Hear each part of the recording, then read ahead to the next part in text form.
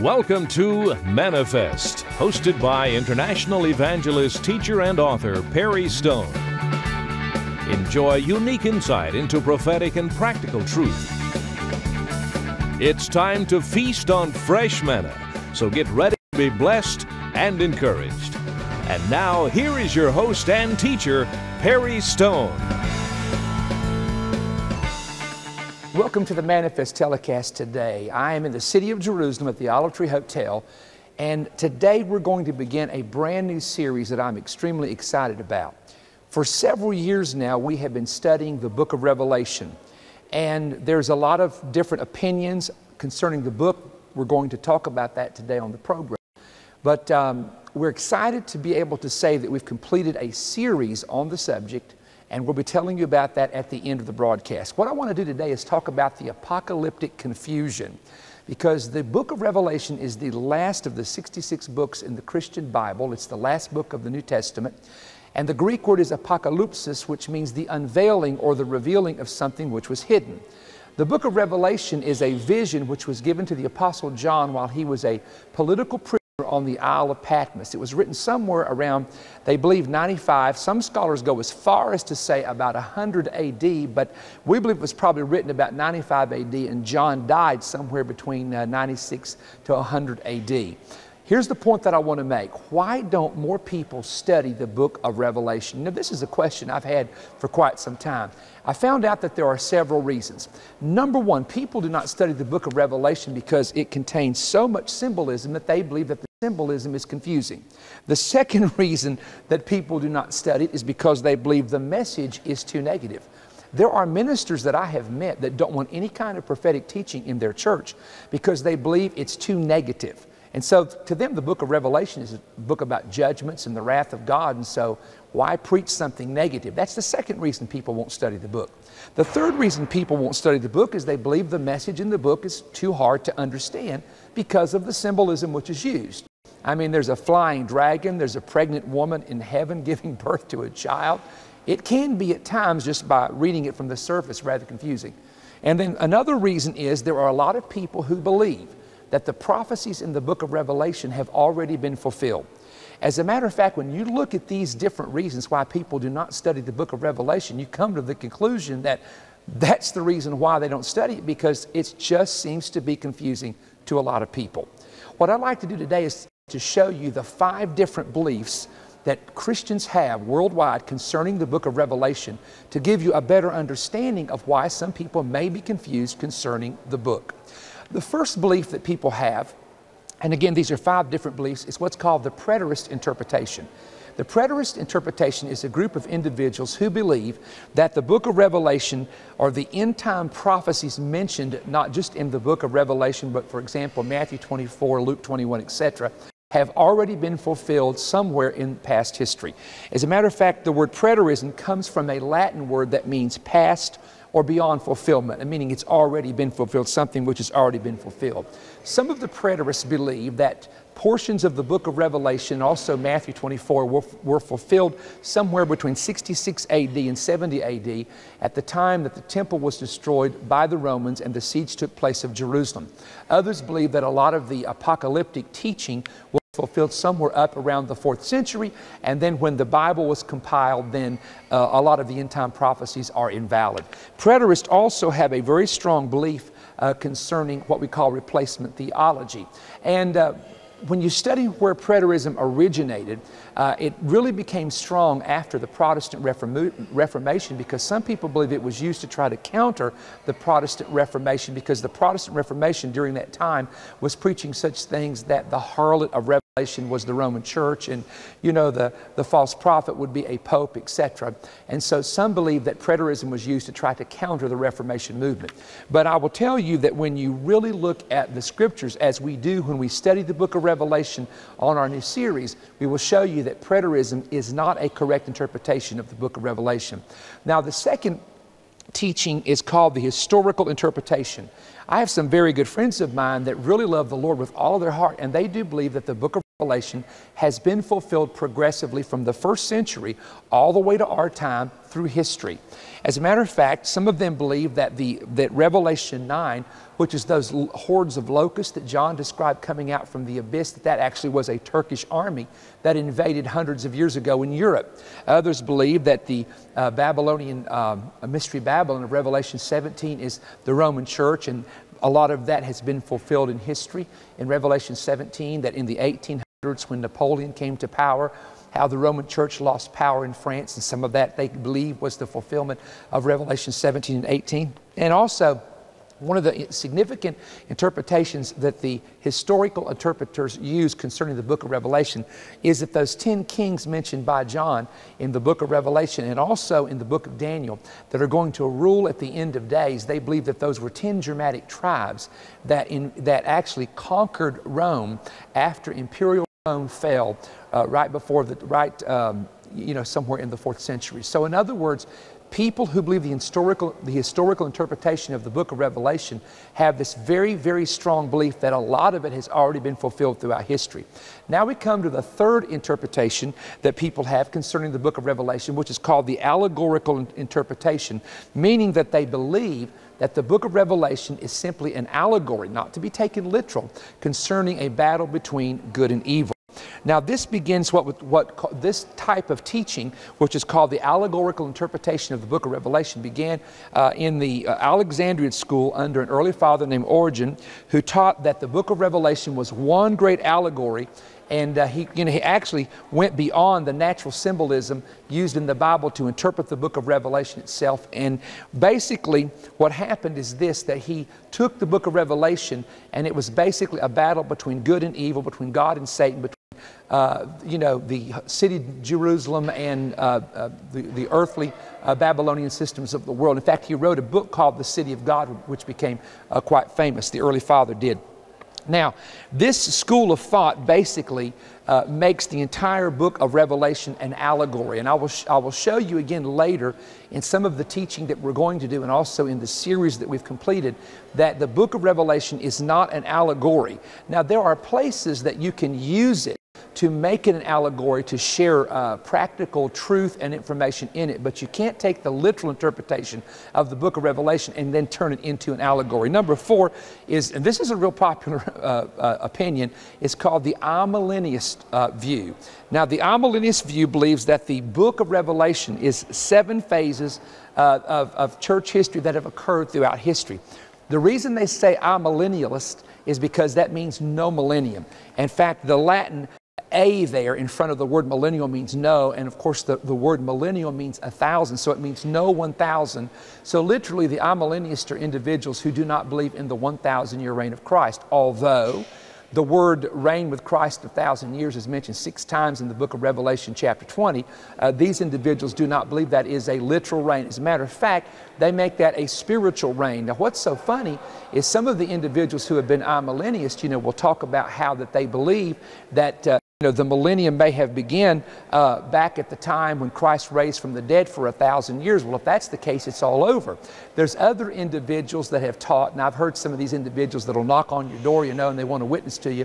And some of these individuals teach that we are already in the millennium. Now, the problem with that teaching, let me just say up front, to teach that we are now in the 1,000-year reign of Christ absolutely can't be, because when Christ rules and reigns for 1,000 years, the Bible said that Satan is going to be bound during the 1,000 years. Now, if we are in the 1,000-year reign right now that's mentioned in Revelation 20, then Satan is not bound. And if he is bound according to this teaching, I'd sure hate to see it when he's loosed, because the whole world is in a spiritual mess right now.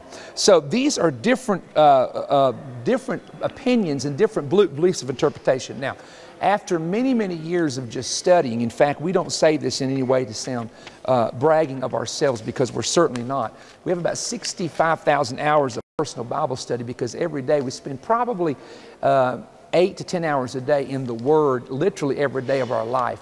So after really researching the different views of interpretations, I tend to lean on what's called the futuristic interpretation of the apocalypse. Now, the futuristic interpretation is broken down something like this. Revelation chapter 1 is past.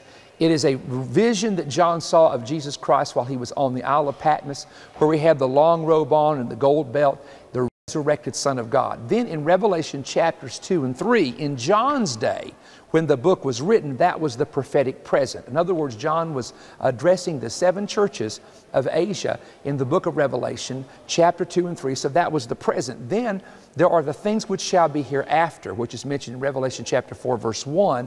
And from chapter 4 of Revelation all the way to chapter 22, it is futuristic, meaning it has not happened yet, but it will happen in the future.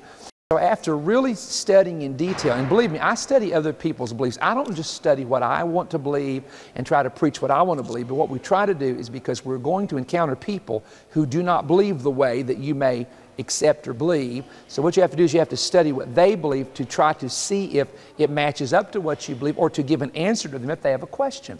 So I do believe that in the book of Revelation, after these 65,000 hours of Bible study, now not just on the book of Revelation, don't misunderstand me, on the entire Bible. After that length of time, I believe that chapter 4 of Revelation to chapter 22 falls under the category of a futuristic interpretation. We find out, let me give you some other reasons. Let me just, I've got a little outline here I want to go by, so follow me carefully as I share with you why I believe that the book of Revelation is better to be understood as a futuristic book from chapter 4 to chapter 22. Here's number one. Number one is because the judgments found in the book of Revelation have never happened anywhere during history. Revelation 6:12 through 16 says, the stars fall from heaven, and the heaven departs like a scroll, and every mountain has moved out of its place. Hasn't happened yet. Revelation 9 verse 15 said 1/3 of the men on earth are killed. Hasn't happened yet. Revelation chapter 8, 7 through 12, 1/3 of the tree ships are destroyed by an asteroid or some kind of a star falling from heaven. Hasn't happened yet. Nowhere in history. Chapter 17 and 18, which is Mystery Babylon, destroyed in 1 hour. Hasn't happened yet. Chapter 13 verse 18, here's a big one. Everyone on earth that receives a mark in the right hand or in the forehead that can't buy or sell without the mark has not happened yet. In fact, that could have never happened without the technology that we have today. So point number one, the book of Revelation is futuristic because the judgments mentioned in the book have not happened yet anywhere in history the way they are recorded in the book. Let me give you number two. Number two is the book of Revelation has not happened yet from chapter 4 to 22 because the return of Jesus mentioned in Revelation 19 is literal and not a spiritual allegory of some type. For example, in John chapter 14, 1 and 2, Jesus said he would go prepare a place for us. And if he prepared that place, he would come again and receive us. That has not happened yet.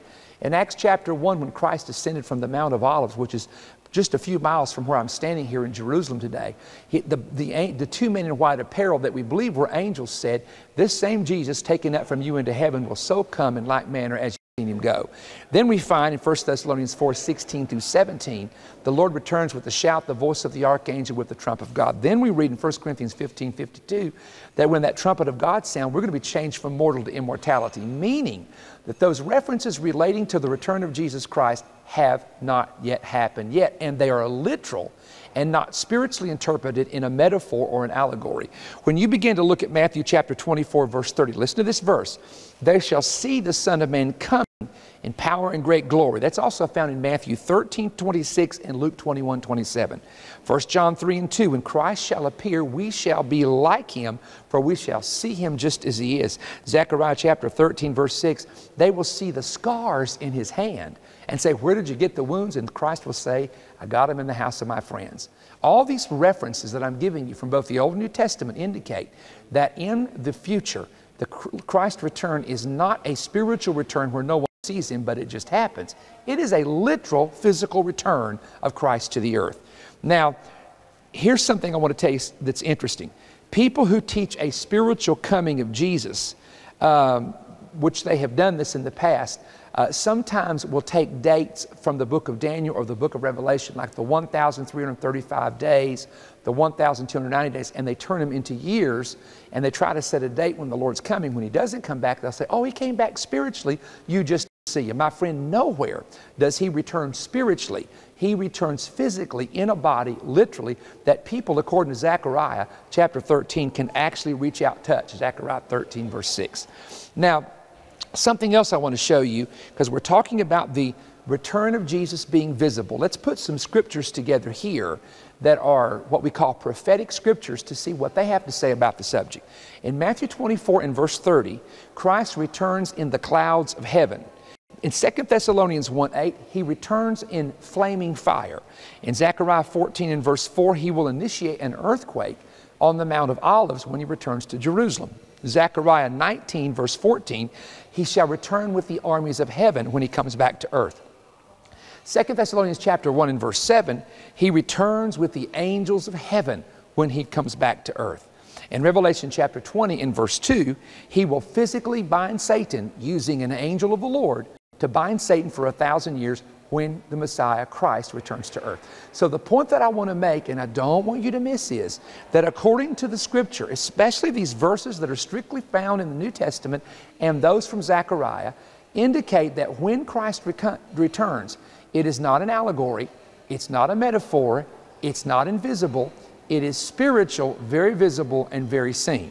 Now, the third thing I want to tell you is this. The reason that I believe the book of Revelation is futuristic, and it is dealing with the future, is because the rule and reign of Christ on earth for 1,000 years is a literal rule and reign.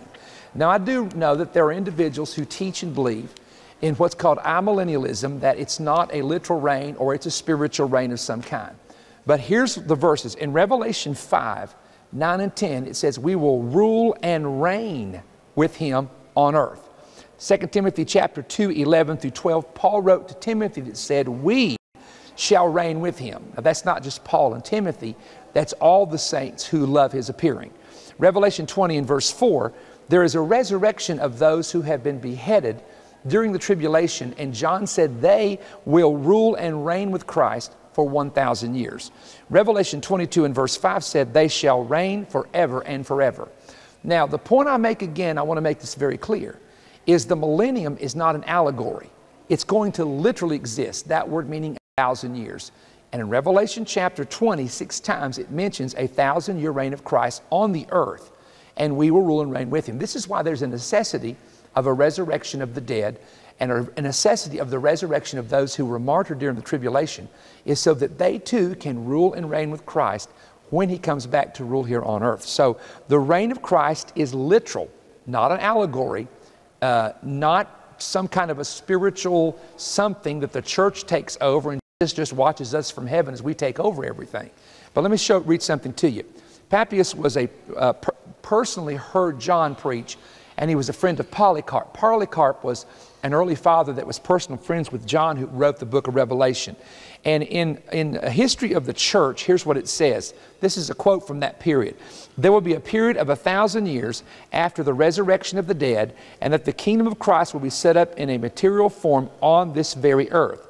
Justin Martyr wrote in the dialogue, but I and others who are right-minded Christians on all points are assured that there will be a resurrection of the dead and 1,000 years in Jerusalem, which then be built, but adorned and enlarged, the prophets Ezekiel and Isaiah and others. So what he's saying he knows that there'll be a resurrection and a 1,000-year rule of Christ on earth in Jerusalem.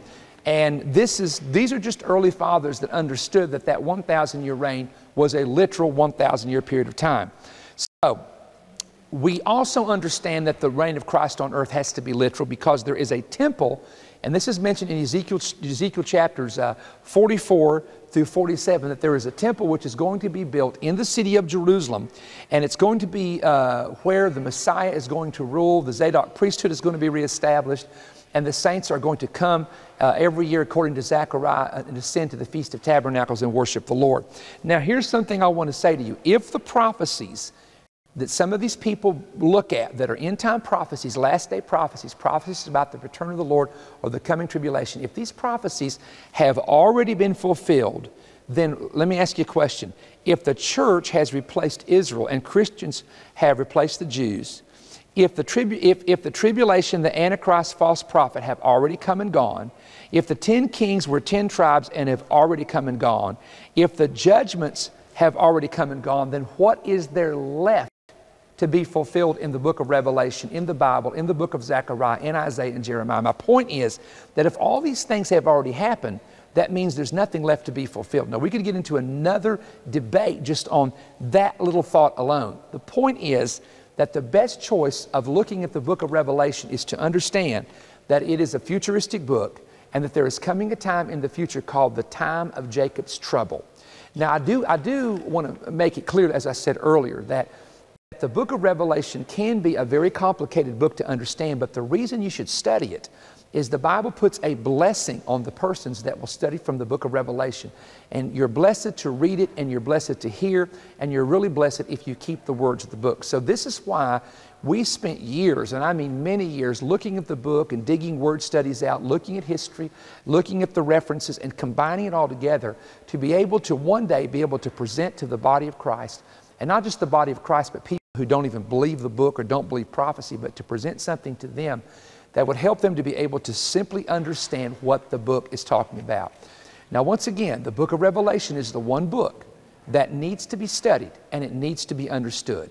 Because in the last days in which we're living, and I do believe we're in the last days, you and I both need to be totally aware of what God is doing. We need to be aware of the time of the end. And not just for us, we need to be aware of it for the fact that our loved ones who may be lost, who may be unbelievers, need to come to that experience and that relationship with Christ.